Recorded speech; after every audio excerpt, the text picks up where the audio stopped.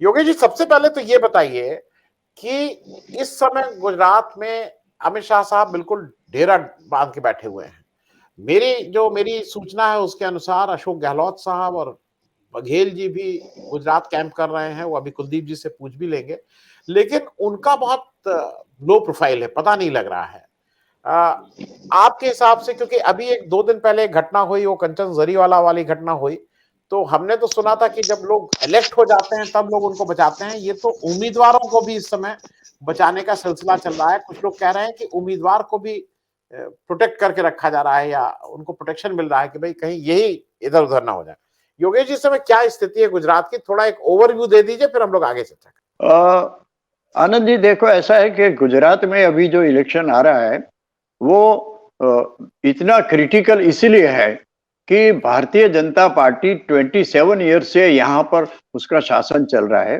मोदी साहब 12 साल के लिए यहाँ चीफ मिनिस्टर है, अभी दिल्ली में है, लेकिन उनका प्रभाव गुजरात में पूरा जादू है।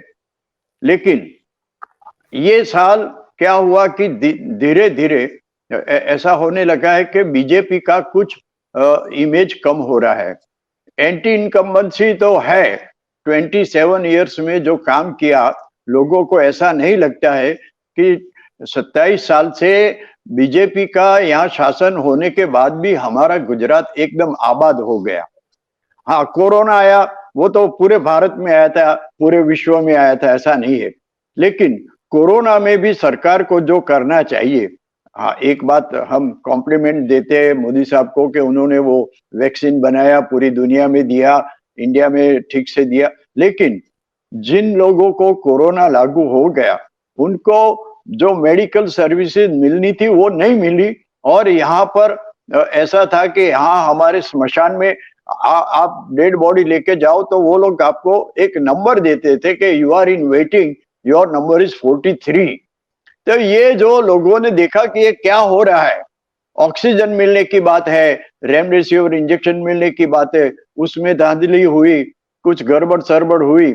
और एक कायदा ऐसा बनाया गया कि किसी भी मरीज को हॉस्पिटल में ले जाते हो आप, तो हमारी 108 सर्विस है, उसमें वो एम्बुलेंस में जाएगा तो ही उसको एडमिशन मिलेगा, बाकी प्राइवेट एम्बुलेंस में गए तो उसको एडमिशन नहीं मिलता था।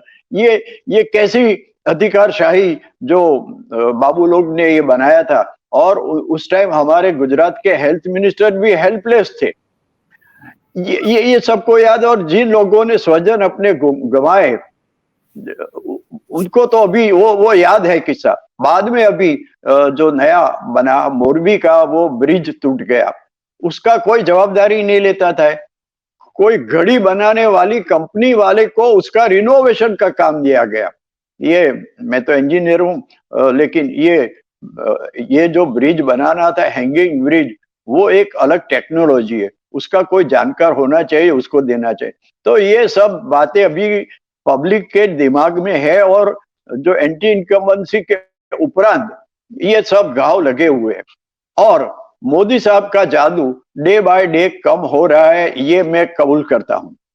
मोदी साहब 2002 में जब इलेक्शन लड़े तो 127 सीट लाए थे। उसके पहले माधव सिंह सोलंकी 149 लाए थे। वो कांग्रेस में वो अलग बात थी। लेकिन 127 जब लाए तब ये गोधरा का बनाव बना था, तो गोधरा का भी इफेक्ट था, इसलिए 127 मोदी साहब को मिला। और मोदी साहब का नाम उस टाइम हिंदू सम्राट जैसा हो गया था। फिर आगे जाके 5 साल के बाद उनको 2007 में सीटें कम हुई, 117 हुई, बाद में 115 हुई। और 2017 में सिर्फ 99 सीटें बीजेपी को आउट ऑफ 180 मिली। तो इससे लगता है कि बीजेपी का ग्राफ कुछ नीचे जा रहा है। और मुझे तो डर ये है कि बीजेपी वाले अभी ये सोच रहे हैं कि कहीं 99 से नीचे नहीं जाए हम लोग। इसीलिए आप देखो, आज के दिन गुजरात में अमित शाह तो है, लेकिन सेंट्रल मिनिस्टर और यूपी के चीफ मिनिस्टर वगैरह वगैरह जो लीडर्स है, 8 लोग आज गुजरात में है और वो बीजेपी का प्रचार कर रहे हैं। और कई लोग तो ऐसे कि जिनका नाम भी मेरे जैसा जो पॉलिटिकल एनालिस्ट है उसने भी नहीं सुना, वो आके यहाँ पब्लिक मीटिंग करेगा। तो मुझे समझ में नहीं आता है पब्लिक को कितना उससे प्रभाव पड़ेगा। तो इस तरह से आज गुजरात की परिस्थिति है। और कमनसीबी ये है कि कांग्रेस भी इतनी वीक हुई है। कांग्रेस सेंट्रल लेवल पर आप देखो, उनको उनका अध्यक्ष नक्की करना था, वो भी ठीक से नहीं कर सके। और अभी भी जो नए अध्यक्ष आए, लोग बोलते हैं वो तो 10 जनपद के आजू बाजू ही घूमते रहते, उनको टाइम नहीं है। गुजरात में अभी इलेक्शन आया है तो वो खड़गे साहब को टाइम नहीं है गुजरात में आकर कुछ बातें करें। और यहाँ कांग्रेस का संगठन इतना वीक है कि इनको वो मेजोरिटी मिलेगी कि नहीं वो बात अलग है, लेकिन अभी कोई उत्साह नहीं है उसको उम्मीदवार नक्की करने में, टिकट देने में कितना हुआ।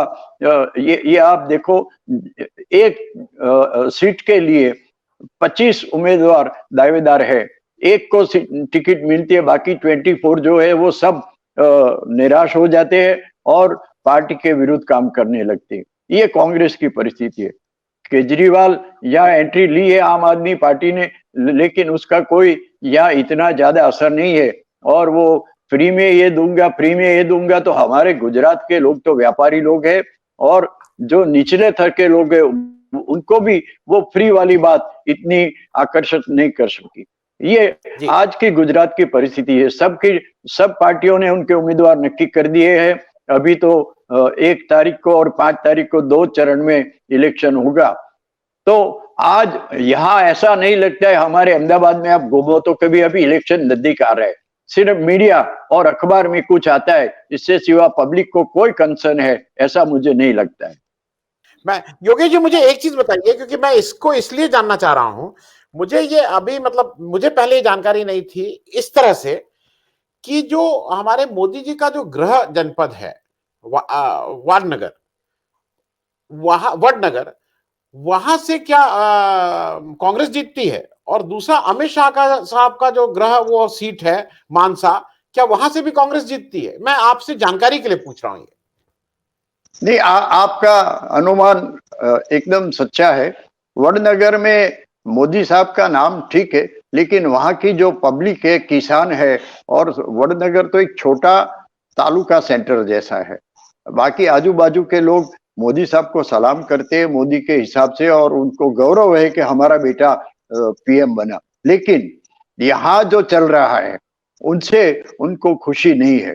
दूसरा, आप अमित शाह की बात करें तो अमित शाह, उनका ओरिजिनल नेटिव प्लेस मानसा है।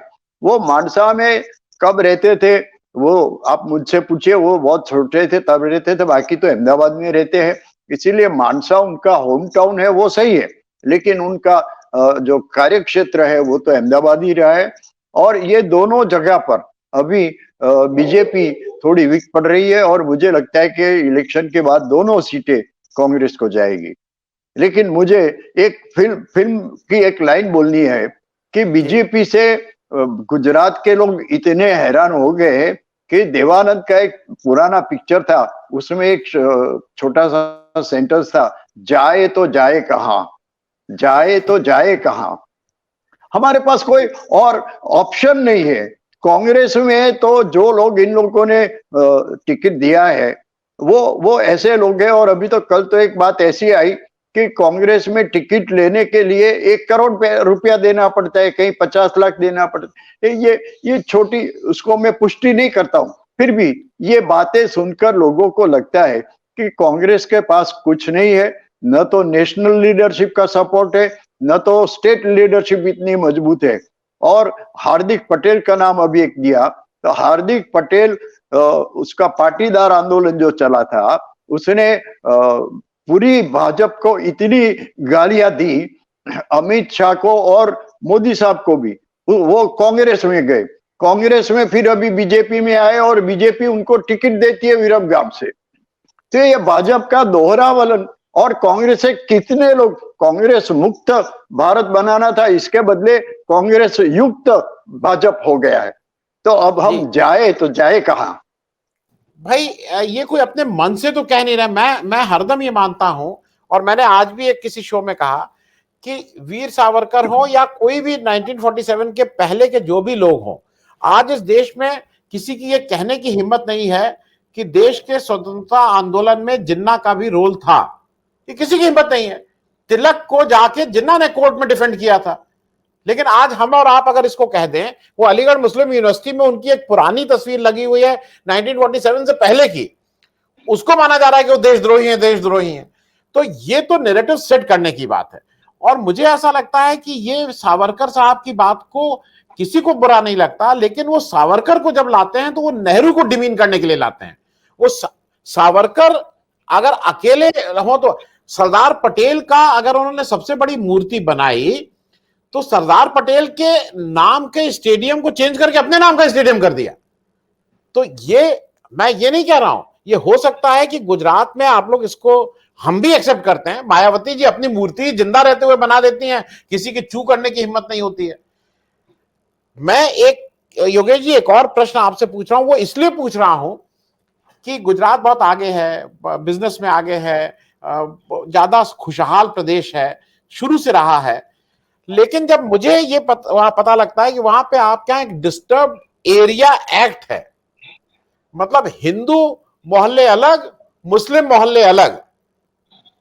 भाई मुझे, मैं ईमानदारी से कहूं, जिम्मेदारी से कहूं, मुझे मेरा बैकवर्डनेस ठीक है, मैं 4 रोटी की जगह बिना घी के 1 रोटी खा लूं, लेकिन देश में डिस्टर्ब्ड एरिया एक्ट करके हिंदू मोहल्ला और मुस्लिम मोहल्ला कर रहा हूं, वोट मिले चाहे ना मिले। ये कौन सा मॉडल है? ये गुजरात मॉडल ही तो है। तो योगेश जी जरा इस पे भी कहेंगे, आप लोगों को ये नहीं लगता कि डिस्टर्ब्ड एरिया एक्ट है आप लोगों के यहाँ? अजीब सी चीज है, गुजरात मॉडल की बात करते हैं। योगेश जी। हेलो। हाँ, हाँ। 47 के पहले ये बातें नहीं होती थी। पहले भी हिंदू मुस्लिम के राइट्स होते थे, लेकिन बाद में क्या हुआ, ये 69 में राइट हुए और अभी गोधरा का हुआ। उसके कारण क्या हुआ कि जो सिटी एरिया था उसमें हिंदू मुस्लिम दोनों साथ में ही रहते थे। मानो एक पोल है, जो सोसाइटी है, उसमें एक बाजू हिंदू रहता है, एक बाजू मुस्लिम रहता है, और दोनों अच्छे नेबर थे, अच्छे रिलेशन थे। लेकिन अभी ये जो जहर फैल गया, ऐसा हुआ कि हिंदू लोग वहां से निकलने लगे जहां मुस्लिम बहुल एरिया है। तो इससे क्या हुआ कि ये हिंदू को अगर उसका मकान बेचना है तो वो परवश हो जाता है, और वो जो मुस्लिम लोग हैं वो उसको कम दाम में बेचने को मजबूर करते हैं। और आप हम लोग कबूल करें या ना करें, हिंदू कम्युनिटी ऐसी नहीं है कि एग्रेसिव होवे। कभी भी आप देखो तो मुस्लिम कम्युनिटी एग्रेसिव होती है, ये मेरा खुद का मानना है और मैंने यहाँ भी देखा हुआ है। तो मुस्लिमों से फिर हिंदू लोगों को डर लगा कि इनके बाजू में हम रहेंगे तो हमारा नुकसान होगा। ये लव जिहाद की बात अभी तो आई, लेकिन जब भी ऐसा कोई गुनहगार होता है वो मुस्लिम में होता है। तो इसके कारण ये जो अपना प्रॉपर्टी बेचता है तो मुस्लिम लोग उसको इस तरह से घेर लेता है कि उसको कम दाम में बेचना पड़े। इसीलिए ये गवर्नमेंट ने कायदा बनाया, कानून बनाया कि ये डिस्टर्ब एरिया है, वहां पर आपको कोई प्रॉपर्टी बेचना है तो उसके लिए गवर्नमेंट की नो ऑब्जेक्शन सर्टिफिकेट चाहिए, ताकि वो दबाव में आकर अपनी प्रॉपर्टी बेच रहा है या तो कम दाम में बेच रहा है। ये अभी हो रहा है। मैं जहां रहता हूं वहां तो नहीं है, लेकिन मेरे फोरफादर्स के जो मकान थे सिटी में, वहां पर ऐसा ही है कि मुस्लिम बहुल एरिया ऐसा हो गया कि वहां हिंदू लोग को रहना मुश्किल हो गया, और उसके ऊपर दबाव होता है, उसके ऊपर कुछ न कुछ होता है। तो इसके लिए डिस्टर्ब एरिया हुआ है, ये मेरी समझ है। बाकी तो ये भाजपा ने कायदा लाया ऐसा मैं नहीं मानता हूं, लेकिन ये मजबूरी हो गई कि इस तरह का, और कोई एरिया ऐसा नहीं होता है कि ये मुस्लिम एरिया है, ये हिंदू एरिया है, लेकिन अभी हमारे गुजरात में अभी ये परिस्थिति हो गई है। ये बहुत कमनसीबी है और भारत के लिए शर्मजनक बात भी है। मैं एक लास्ट, योगेश जी, आपसे बहुत एक संक्षेप में, जो मेरी जानकारी हो, मेरे पास उसके डॉक्यूमेंट्स हैं, 2017 में करीब 20 के आसपास इलेक्शन पिटीशन हुई थी आपके यहाँ चुनाव को लेके 2017 के एमएलए चुनाव को लेके हाई कोर्ट में करीब 20 से ज्यादा, अगर मैं गलत नहीं हूं तो 22 नहीं तो 20 तो हुई थी, उसमें से 2 इलेक्शन पिटीशन में चुनाव को सेट असाइड किया था, जिसको सुप्रीम कोर्ट ने रोक के, और वो लोग मंत्री बने रहे बीजेपी के। उस 20 में से शायद 2 या 3 को छोड़ के सारी कुछ बीजेपी के कैंडिडेट के अगेंस्ट थी। 5 साल हो गए, वो इलेक्शन पिटीशन आज तक डिसाइड नहीं हुई। आपको नहीं लगता है कि ये कहीं केवल इलेक्शन कमीशन की बात नहीं है, ये इन टोटलिटी जो हमारा सिस्टम है उसकी भी बात है? योगेश जी, नहीं, आपने जो बताया उसका एक एग्जांपल ऐसा है कि हमारे एजुकेशन मिनिस्टर थे, वो 327 वोट से जीते थे, और वो भी पोस्टल बैलेट जो आए थे उसके कारण। उसका पिटीशन हुआ, हाईकोर्ट में चला 3-4 साल के बाद, और हाईकोर्ट ने जजमेंट दिया कि ये इलेक्शन कैंसिल करो। तो वो मिनिस्टर को नैतिक धोरण से उस टाइम रिजाइन करना चाहिए, लेकिन वो फिर गए सुप्रीम कोर्ट में। सुप्रीम कोर्ट में तो अभी ये केस निकला ही नहीं, और पूरा 5 साल खत्म हो गए, वो मिनिस्टर भी रिटायर हो गए, अभी क्या? तो ये पूरे जुडिशरी सिस्टम का भी सवाल है, पूरा एडमिनिस्ट्रेशन का भी सवाल है, और नैतिकता की तो भी मुझे लगता है कि नैतिकता शब्द अभी डिक्शनरी में से निकल गया है।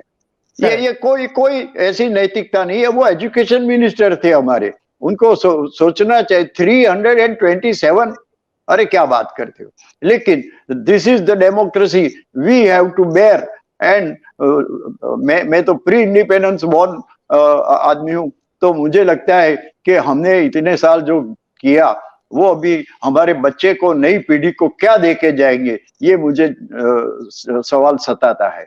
नहीं, आप राहुल गांधी का गुजरात दौरा की बात करते हो। हमारे गुजरात में एक जोक ऐसा चल रहा है कि राहुल गांधी जहां जहां प्रचार करने जाते हैं वो सीट वो गंवाते हैं। तो बीजेपी तो चाहती है कि राहुल गांधी आए गुजरात में। मैंने जब पिछला वो किया था, जब जिस दिन अनाउंस हुआ ना कि राहुल गांधी आ रहे हैं, तो मैंने उस प्रोग्राम में ही कहा था कि भाजपा और इलेक्ट्रॉनिक मीडिया की डिमांड पे राहुल गांधी ने अपना दौरा वो किया, उन्होंने कांग्रेस वालों के लिए नहीं किया। वो रविशंकर प्रसाद ज्यादा परेशान थे,